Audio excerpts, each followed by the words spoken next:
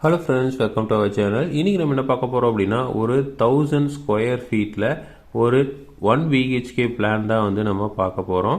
So இது பார்த்திங்க அப்படின்னா நமக்கு லேண்டோட டைமென்ஷன் வந்து 25 அடிக்கு 40 அடி இருக்குது. ஸோ இதில் பார்த்திங்க அப்படின்னா நம்ம வந்து ஒரு உள்ளேயே வந்து டியூப்ளக்ஸ் ஹவுஸாக உள்ளேயே வந்து ஸ்டேர் கேஸ் வச்சு டியூப்ளக்ஸ் ஹவுஸாக வந்து நம்ம பிளான் பண்ணியிருக்கோம். இது வந்து ஃபேஸிங் வந்து நார்த் ஃபேஸிங் இருக்கிற மாதிரி பிளான் வந்து பண்ணியிருக்கிறோம். ஸோ நார்த் ஃபேஸிங்கில் உள்ளே வந்தோன்னே வந்து நமக்கு போர்ட்டிகோ பிளான் பண்ணியிருக்கோம். ஸோ போர்ட்டிகோட சைஸ் பார்த்திங்க அப்படின்னா 14 அடிக்கு 12 அடி அப்படிங்கிற சைஸில் போர்ட்டிகோ ப்ரொவைட் பண்ணியிருக்கோம்.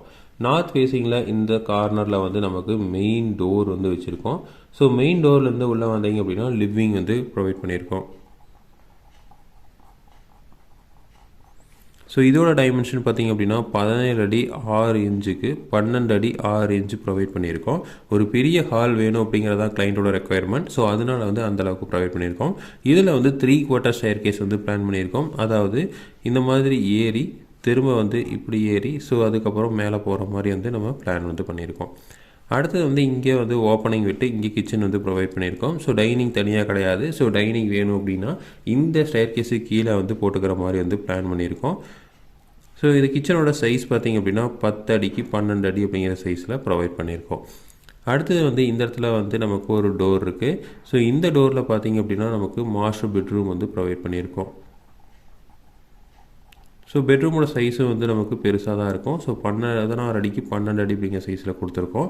இது பார்த்திங்க அப்படின்னா நம்ம கீழே வந்து இந்த இடத்துல வந்து ஒரு டோர் வச்சுருக்கோம். இந்த டோர் பார்த்திங்க அப்படின்னா காமன் டாய்லெட் வந்து ப்ரொவைட் பண்ணியிருக்கோம். இந்த சைஸில் பார்த்திங்கன்னா 6 அடி 6க்கு 6 அப்படின்னு நம்ம ப்ரொவைட் பண்ணியிருக்கோம். இங்கே வந்து அட்டாச்சு டாய்லெட் வந்து ப்ரொவைட் பண்ணியிருக்கோம். இந்த அட்டாச்சோட சைஸும் பார்த்திங்கன்னா 6க்கு 6 அப்படிங்கிற சைஸில் ப்ரொவைட் பண்ணியிருக்கோம். நமக்கு லேண்ட் ஏரியா பார்த்திங்கன்னா இந்த சைடு வந்து நமக்கு கம்மியாக 25 அடி தான் இருக்குது.